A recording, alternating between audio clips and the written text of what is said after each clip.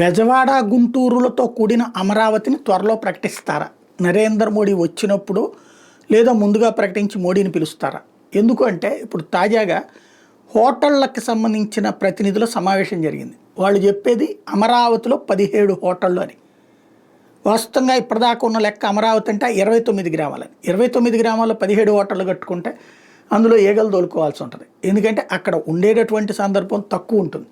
సాధారణంగా బెజవాడ గుంటూరు ఈ మధ్యలో ఉన్నటువంటి ప్రాంతాలలోనే హోటళ్ళ అవసరం ఎక్కువగా ఉంది. ఇప్పటికీ మంచి ఆక్యుపెన్సీ ఉంది. విజయవాడ నోవాటెల్ దగ్గర నుంచి గుంటూరులో ఉన్నటువంటి వెల్కమ్ హోటల్ దాకా నడుస్తుంది. ఇంకా పెద్ద ఎత్తున కార్యకలాపాలు పెరిగితే దానికి తగ్గట్టుగా మార్కెట్ అవసరమైనటువంటి విధంగా హోటల్స్ లేవు. అది ఇప్పుడు 17 హోటళ్ళు రాబోతున్నాయట.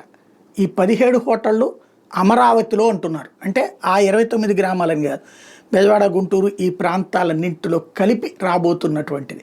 కాబట్టి ఈ మొత్తాన్ని కలిపి ఒకటిగా ప్రకటించబోతున్నారా అన్నటువంటిది సందేహం.